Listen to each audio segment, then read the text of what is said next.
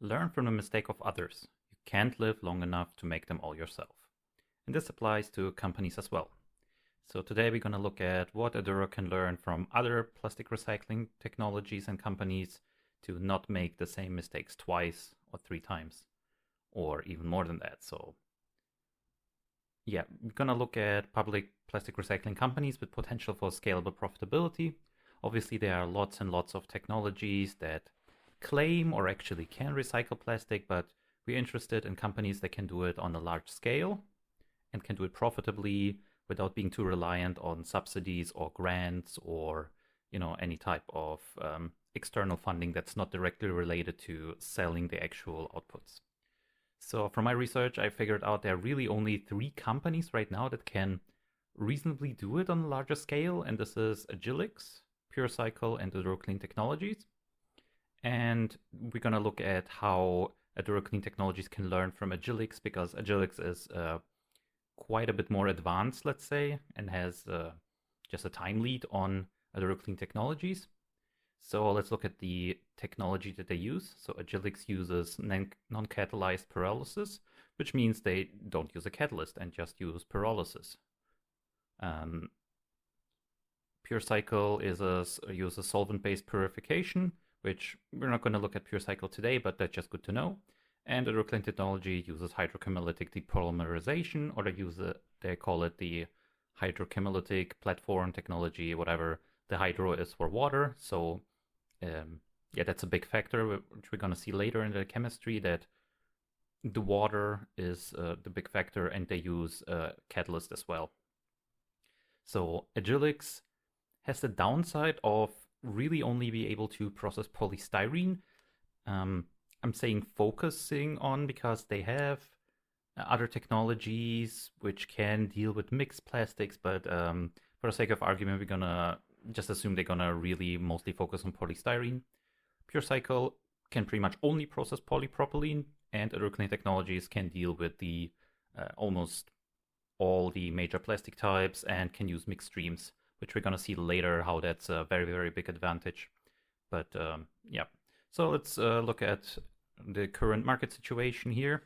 Obviously, by the time you're watching this, it might be quite different, but as of right now, enterprise value of Agilyx is a quarter billion bucks.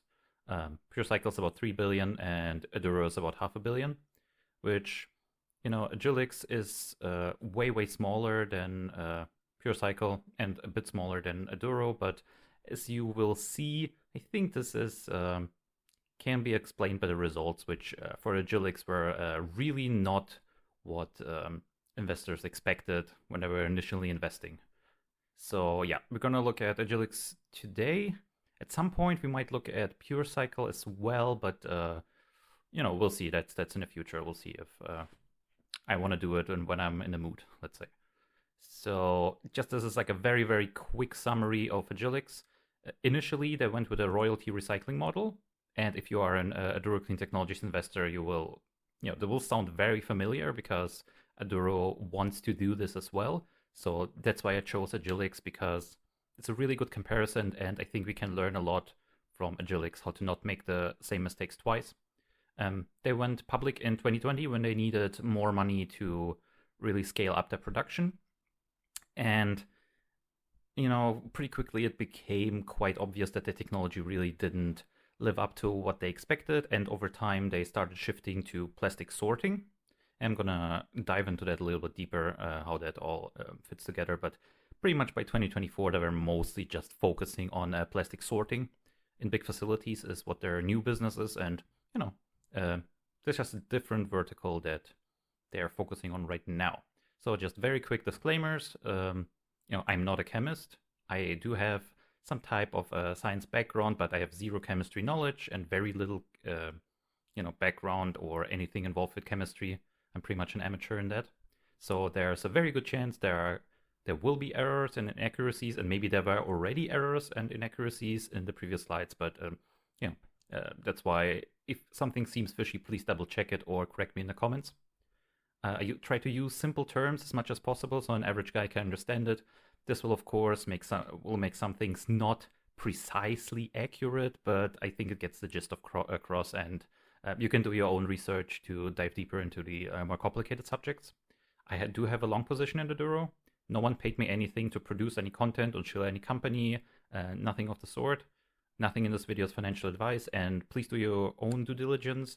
I'm just not saying that to cover my own ass or something, but really, if you want true conviction in a stock and hold it for multiple years until it becomes a multiple of its share price, you need to do your own due diligence to have the confidence if a drawdown comes that you keep holding, or if the situation changes that you can bail and are not married to the idea. All right, so the initial story of Agilyx is in certain regard pretty similar to what Aduro sounded like. That's why I thought it was a very interesting company to cover. So you can pause the video if you want to read the text. I'm not gonna read it fully, but pretty much it was like boilerplate, we're gonna revolutionize plastic, like Agilyx is a pioneer in the advanced recycling of difficult to recycle post-use plastic streams. Again, it sounds pretty similar to what Aduro to the language that Aduro uses. At Agilyx, we are committed to enabling the conversion of waste plastics into high value added polymers and feedstocks. Again, very Aduro-like, let's just say. And here they had a cool graphic in their 2020 annual report.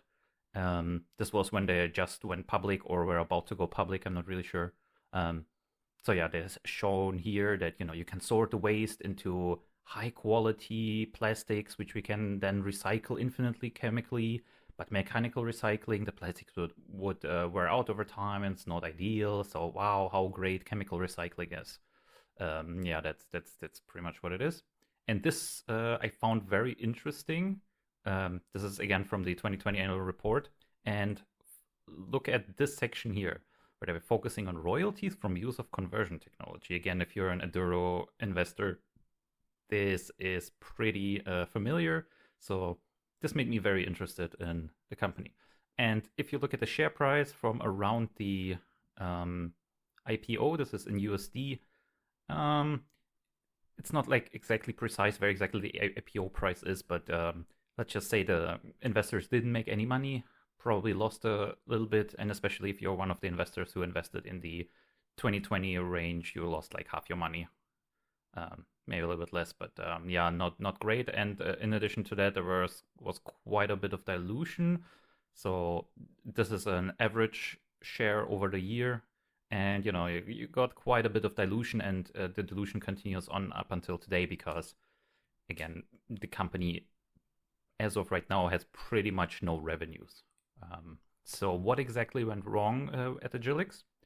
So if you really dive into it, there was one major problem which pretty much made the technology uneconomical.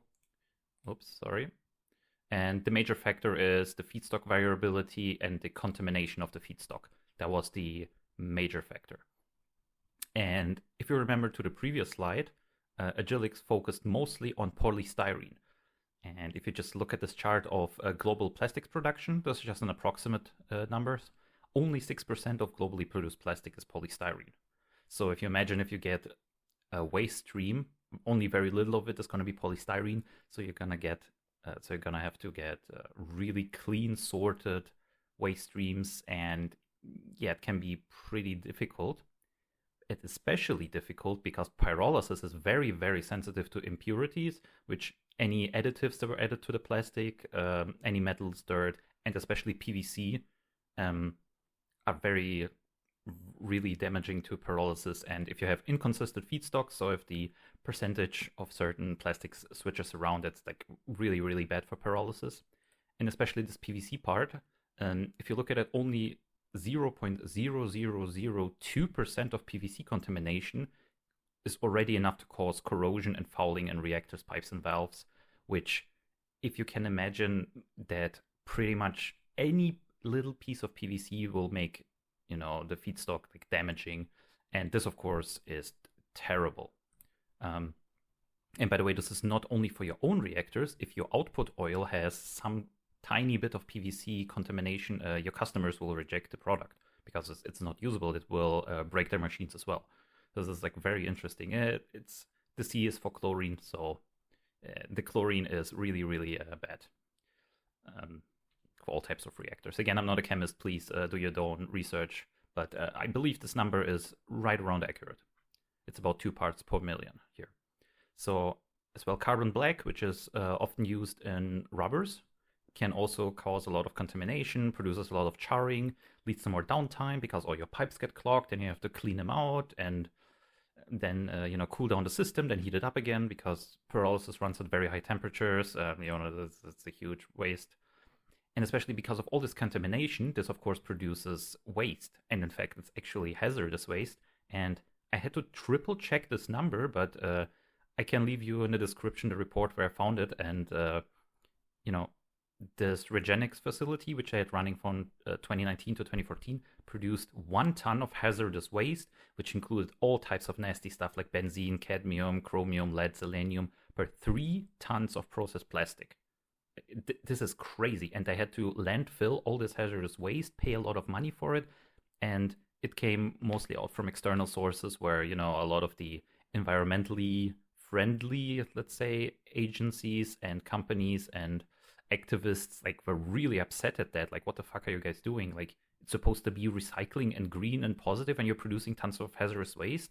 That's why they had I think that's related to that. They had problems with permitting because it's not ideal. Again, I didn't believe this number, but I will leave a link in the description. You can read up on it. It's really surprising. So also, there were, because of all this contamination stuff, the feedstock variability, they were dealing in their machines with a lot of char and tar buildup, clogging, unwanted dehydrogenation, aromatization, all of the stuff that you really don't want in your output product, or, your clients will just reject the product and not buy it, or buy it at bargain basement prices. So another problem is, because they use high heat, the different decomposition temperatures for each plastics make feeds hard to optimize. So you kind of crank the heat up and they decompose at different temperatures. And, if you want to really decompose them all, you have to crank the temperature all the way. And then you get a lot of gas losses and, the yield suffers. And the technology is just a mess, especially as you start scaling it up and suddenly things change, etc. So all of this leads, like I mentioned, to low yields, long downtimes, expensive repairs, high operating costs, and bad PR from an environmental perspective, and it's just all terrible. Whoa. So how does Aduro address this, or learn from this, or how has management already learned from this? Because Aduro management is not stupid. They have a lot of experience in the field, and they are paying attention. I don't think they said it outright, but I'm pretty sure that's the case. So first of all, Aduro's configurable catalyst, Aduro's configurable catalysis in high pressure water runs at mild temperatures, which means low corrosion. So what I researched is that corrosion of all your pipes and machines, etc., are very dependent on temperature, and the higher the temperature, the corrosion gets way, way worse. So this is a big advantage of Aduro, that they run at the 300 degrees, while pyrolysis is in the 500 degrees, 600 degrees-ish Celsius. So, this is a massive boon, makes the machines way more durable, and you have way less downtime just because of that. There's also no need for precise temperatures, as Aduro's technology evenly breaks the chemical bond across polymer types. So the problem with the pyrolysis, that they all have different decomposition temperatures, etc. For Aduro, that's not an issue because, especially because they are all in water, and, because of chemical reasons, I would be lying if I said I understood 100% why that is the case. But from my research, that's just the case with Aduro's chemistry, that it evenly breaks the chemical bonds no matter what the polymer type is, and so this is not a problem for Aduro just because of the chemistry and technology. Because Aduro uses very high pressure water, it neutralizes the damaging parts of PVC and PET, which is a problem for pyrolysis, especially PVC. And the catalyst that Aduro uses removes the other impurities and with minimal charring. So that's great for Aduro. And because Aduro, even in their very early testing, are already testing on real world contaminated waste, they don't use some lab, it's super clean stuff. Because the problem with Agilyx, especially, if you assume super clean streams, chemistry might work. But as soon as you go into the real world, where you have mostly clean stuff, but then you have a little bit of contamination, and then you have like a supply constraint. You can't get all of this waste to one spot because you need like a very specific, super clean stream. You have to import it from outside. You have to control it. It might be not 100% clean. And Aduro already just from the beginning uses real world waste, and they know exactly what to expect. And yeah, the customers also can send them their waste. They test it, they show them what they would get out of it, and it just works, I guess. So outside of the feedstock quality problems, there were other problems with Agilyx.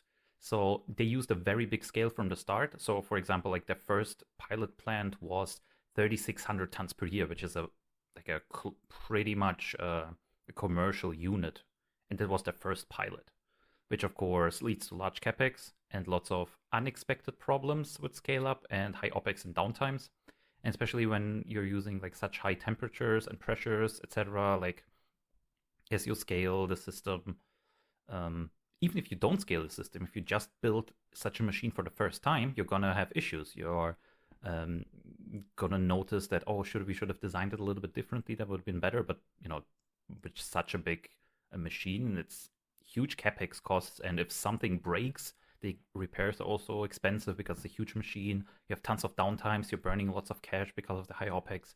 So that's really not ideal to build like almost like a commercial scale just from your first pilot.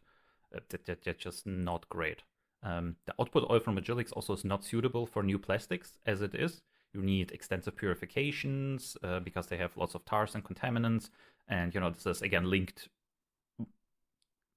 to different things, but mostly because the feedstock has to be extremely, extremely clean and consistent to guarantee good output.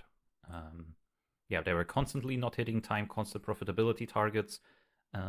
Also think the management was promising things like 3-4 years out, in 3 years, and they still continue to do that, right? Like, in 4 years we're gonna have such and such machines, it's gonna be great, whatever. But if just something goes wrong, and shareholders punish you, the confidence really is gone. Yeah, so all these funding, planning, permitting delays were caused, in my personal opinion, by just bad planning and foresight. So sometimes they had like everything ready, but they didn't get the financing yet, and they had to wait around for like 6 months, 9 months for the financing to come in, or just things were not being done in a super planned and a good way, in my personal opinion. So they had a plan to address the bad output quality of the product with better pre-sorting, again, because most problems of the bad output come from bad input. But it turned out to be like very, very capex heavy, and even still they had 20 to 30% rejection rates. So yeah, again, all this capex heaviness, it's rough when you're still not profitable. So again, like I mentioned in the beginning, they started with a reliance on royalties only, and had large cash burn, and as the projects of their partners stalled or were delayed, they had a lot of cash flow issues, and because they didn't have any of their own plans, or if they had plans that were like joint ventures. So relying on royalties only in the beginning can be a little bit risky.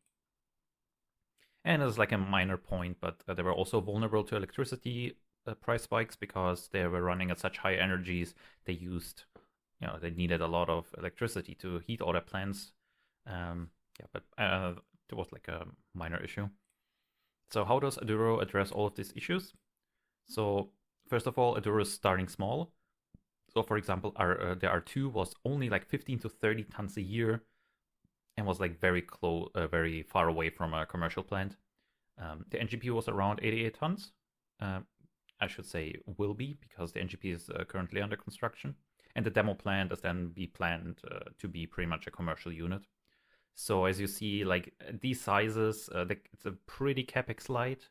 You have a quick iteration and improvement cycle. So the issues that you notice in the R2, you can implement into the design of the NGP, and issues that you notice with the NGP, you can implement into the demo plant. And so you can quickly figure out what the problems are and how to do it, etc. And because Aduro's technology has a high modularity, you can build to scale and easily expand over time.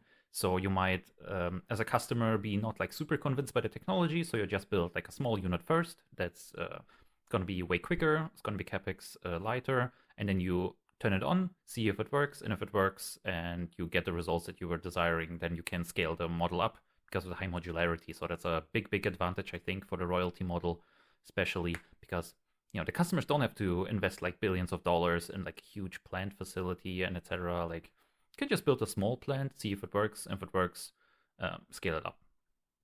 So also Aduro's management has milestones that are clearly defined and also data driven and short term only. So and management only promises what they can very confidently achieve.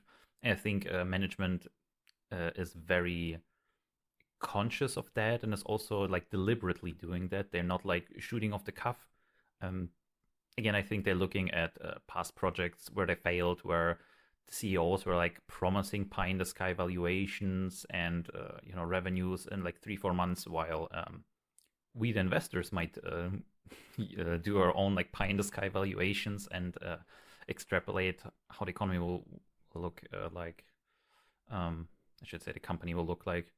Management is really very conservative and really only promises like up to 12 months out what they can achieve, and it's also very clearly defined.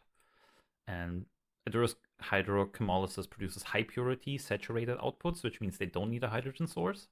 And it has also pretty minimal tars or contaminants with minimal pre-sorting required. Again, pre-sorting is way more expensive than Agilyx thought. They thought, oh, well, if quality is not that good, let's just pre-sort more, but it turns out like to be very capital intensive. So Aduro is also, in my opinion, really good at early planning, which they include permitting, because like if you have everything ready but you don't have a permit, or you have the money but only have a permit, and then investors look at you, why are you not continuing, why are you stalling? And also they use modular designs to accelerate completion and avoid overruns. Again, like if you don't have a permit for something, you can do something else first, or in the modular design, again, this all helps to really stick with the timelines that you laid out, and really do it all where you're pretty sure it's going to work because it works on a smaller scale. Then you slowly scale it up, either here at the top where you go from to larger and larger units, but also in a certain one plant you might start it up at 10% capacity, then you build it out, now you're at 50% capacity, now you're 100%, and then at least you get some results. You can show investors cash flow. The customers can also see results right away, and it's just a really good idea, I think. And Aduro plans to construct and operate their own plants as well, in addition to the royalty model. It maximizes optionality. Again, as we saw with Agilyx, if you're really dependent on royalties to bring you cash flows, so you don't burn that much money over the long run.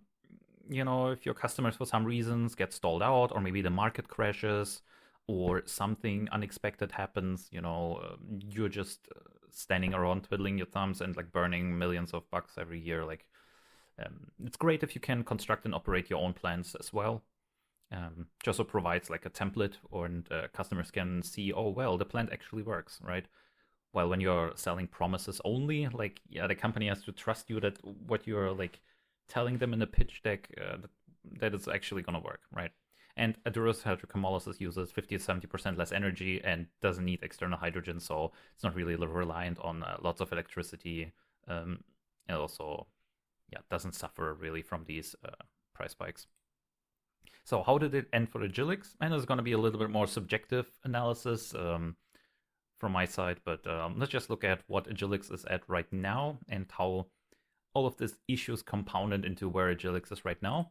So the share price is down significantly, and they also had quite a bit of dilution since 2020. I don't think it's as bad as with other companies which dilute their shareholders to death, but it's also pretty much no one made money on this. It's not great, but also not terrible, I think. Company almost completely shifted from plastic recycling to plastic sorting to be better vertically integrated, but in reality, they just given up on recycling because it just doesn't work. And because they realized what a huge deal it is to have a clean waste stream and how important it is for recycling. So that's why they switched to plastic sorting, which they think there's a great margin. There are good margins in, and they can make money by taking a mixed waste stream and sorting it into pretty much pellets of different plastic types. And then other recycling technologies can take those clean pellets of just one plastic type and recycle it, in theory. if there were other technologies that can do it well. So, I mean, their social media presence pretty much died. The last post on their YouTube channel was in 2024. There's no major public investor activity I can find. And their X account posts, they still post pretty regularly, but they get all like 0 likes. Like, I think the shareholders pretty much given up, or just really not looking that good from that side. Again, they shifted now to plastic sorting, but again, this is very capex heavy. They need to build huge facilities at a large scale. The facility for 2026 they have already funded, but they now want to build pretty much one facility per year. And at a 50% ownership, each facility is like $65 million. Again, the one facility is almost done. One is going to come online in 2026, and then they want to have 5 operational by 2030, 2031. And again, at a 50% stake, it would need 200 million capex, but they're trying to get a lot of project financing to cut down on those costs. But it's again a very capex heavy company. It's quite far away from the pure royalty model that they try to do, and it's in a completely different industry. It's now plastic sorting and not recycling. And the management guides for EBITDA and free cash flow positivity in 2027 on hopes that the sorting facilities will go live as planned and performed up to spec. But, we'll see how that will work out for them. So, again, in conclusion, I think for Agilyx, things don't look terrible, but they're definitely not a plastic recycling company anymore. So, yeah, I think this might give you like a basic overview of what Agilyx was like in the past and what they are currently and what Aduro can learn from it. And I think in conclusion, you can really say that I think Aduro's management really took very careful analysis of the company seriously. They looked at different competitors and previous attempts at building a plastic recycling technologies, and I think they really took a lot of valuable lessons from it, and I think it will go way better this time than it did for Agilyx. So thank you guys for watching, and see you guys next time.